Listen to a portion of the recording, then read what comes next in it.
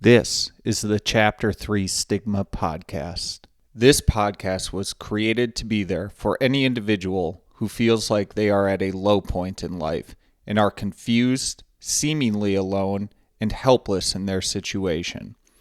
I am a recovering alcoholic, and I felt this way too, until I sat across the table from another addict who shared his story and made me realize that I was not alone in my struggles. My life was saved by this realization, and I hope to help anyone struggling by sharing my story to show you that you are not alone and that life can contain unbelievable riches and meaning. Welcome. I am glad you are here.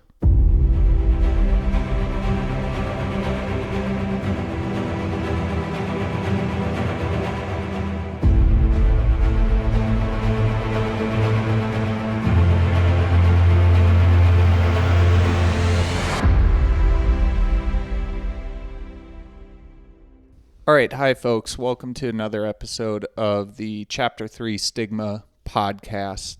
Up to this point, we have been releasing the podcast every 2 weeks, and I think for the next few months, we're actually going to ramp that up because as the month of May approaches, it's actually Mental Health Awareness Month, and we're going to make a big push for the podcast during that, and I have some things planned out with it with regards to my story and the frameworks that I've started to think about and key elements that I see to my recovery that I want to get out during that key and focus month of May.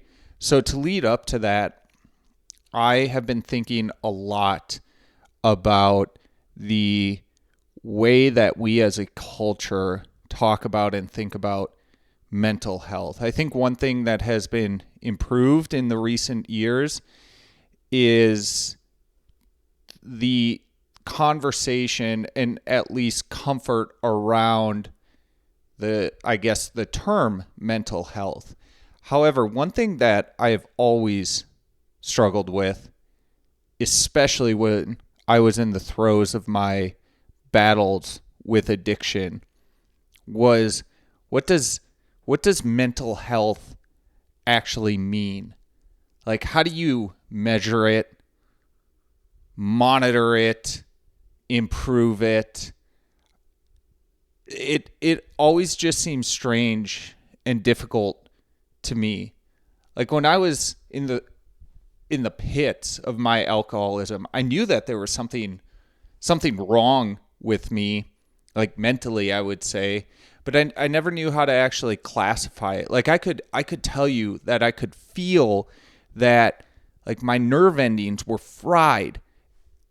Like when I held my son for many months after he was first born, I had distinct memories and moments of like looking at him and knowing that I should be feeling this upswell of joy and gratitude, and like literally feeling that there was just like this deadening sensation within me.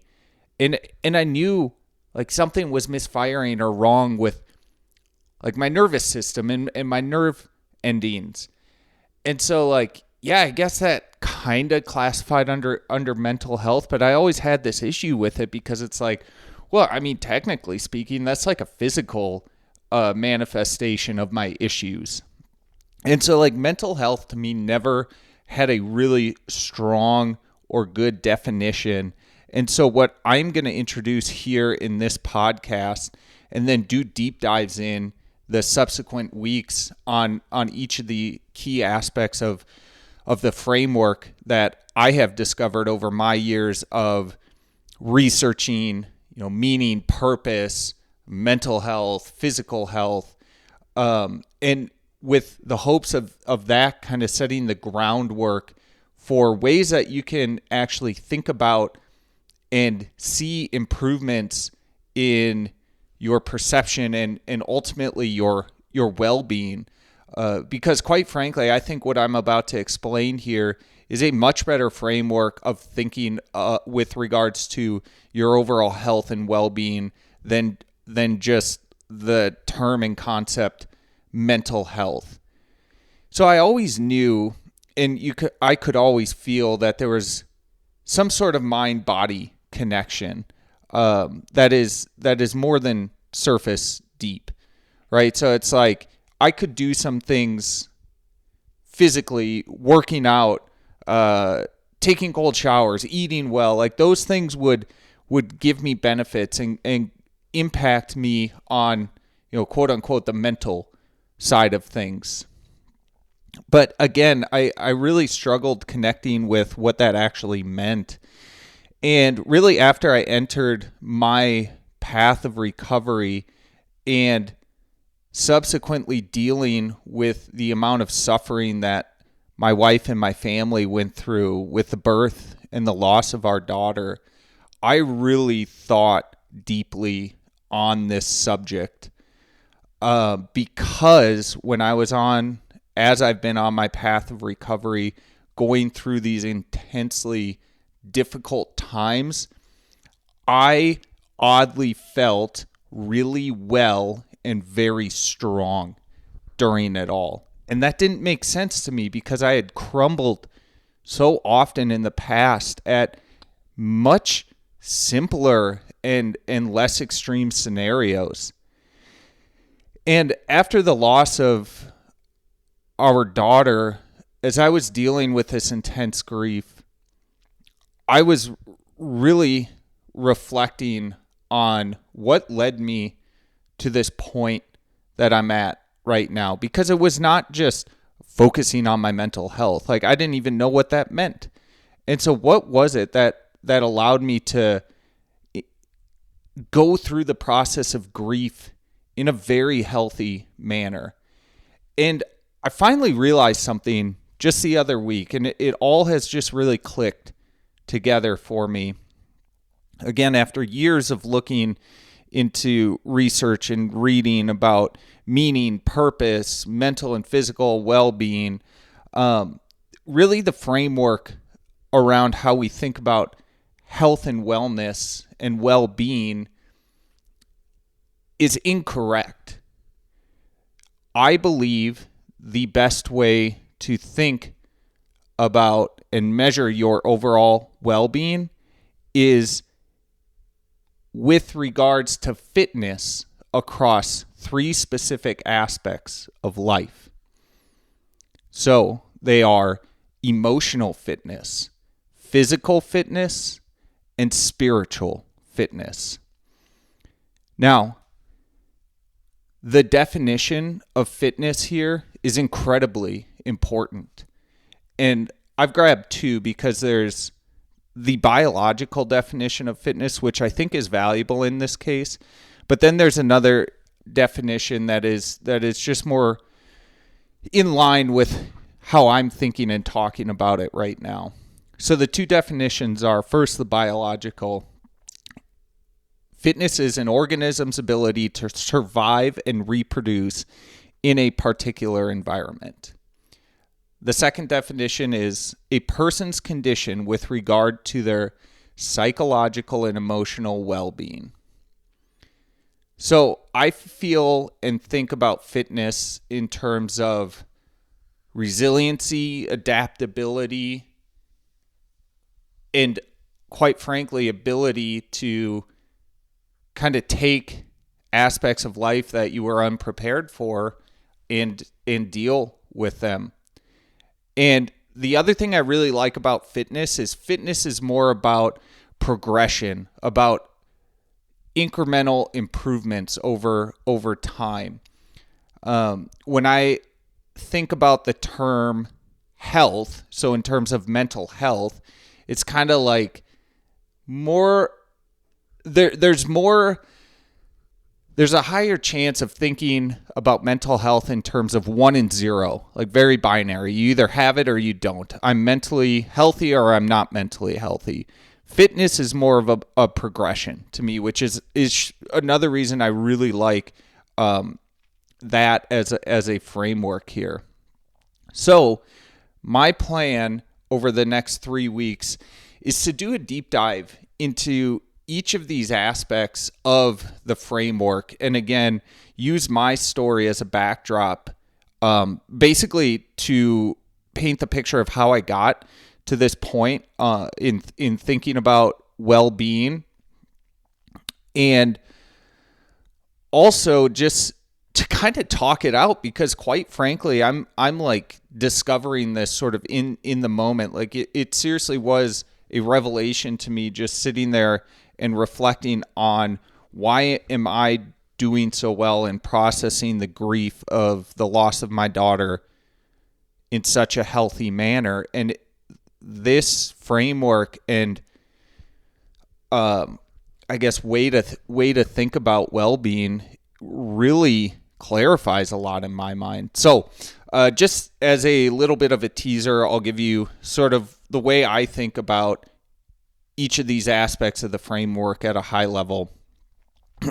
So starting with physical. So physical fitness, like really how adaptable are your various bodily systems? You know, you're down to like your gut health, your nerve endings, muscle, skeletal, like all of your systems. How adaptable are they? Like going back to the nerve endings, just because it was so apparent to me when I was struggling with alcoholism, like how fried are your nerve endings? Like, are you not feeling what you should be feeling or capable of feeling? Additionally, how is your diet? And everyone's on a diet, right? It's a very fad word, but like everyone has a diet. So how in line is your diet with like your optimal way of energizing your systems? And then finally, with physical fitness, how often do you physically move yourself through space? Like everyone talks about working out, and it's a huge aspect and component of my life, but I think that should be thought of as like physical movement through space. It's much more approachable and easy for someone to think about who might have a bit of an allergy to like the gym or something like that. Next, emotional fitness. Really, I think about this in terms of how well you should ask yourself, how well can I complete this phrase throughout the day? I feel X because of Y. Once you're able to get to a high percentage of being able to complete that sentence, kind of the next step is how well do you handle those emotions and situations once they are identified?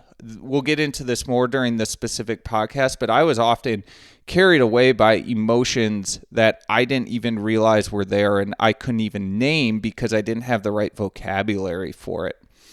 So that's emotional fitness. And finally, spiritual fitness. Saying this, everyone I'm sure will opt to thinking about it in terms of a religious and godly sense. But what I mean by spiritual is how well and how often can you sense and feel gratitude during a period of suffering?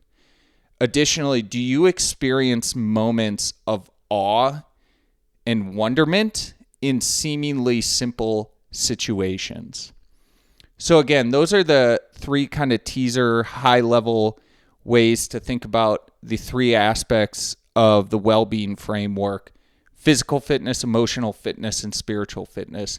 I'm really looking forward to bringing you really the beginning of my thought exercise around this new framework to help people think about their well-being in a different way. And again, I feel like this sets us up really well for the month of mental health awareness, because while I don't agree with like the terminology and the way we think about or talk about mental health, like at least it's the start of the conversation. So it's a starting point. And the great thing about this fitness framework is I can look at those three aspects of my life or within my life when I was an alcoholic, and I can tell you exactly where I was coming up short and where I was missing. And as I've gone through my journey of recovery and as I've dealt with the loss of my daughter, I have been able to pinpoint moments of growth within each of those aspects of the framework. And truly my well-being and just enjoyment of life has just greatly exceeded my expectations as I've worked on improving on very small incremental improvements, each of those aspects. So looking forward to bringing it to you. Stay tuned for more. Thanks.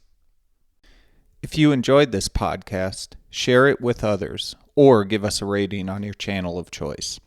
My hope is that my story can help others in their struggles with addiction or any other aspects of life that they feel could be bettered. You can follow us on social media at Chapter 3 Stigma on Instagram and YouTube.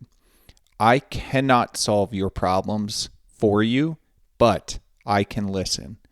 If you want to reach out with a message through one of those channels, I will respond and let you know that you are not alone.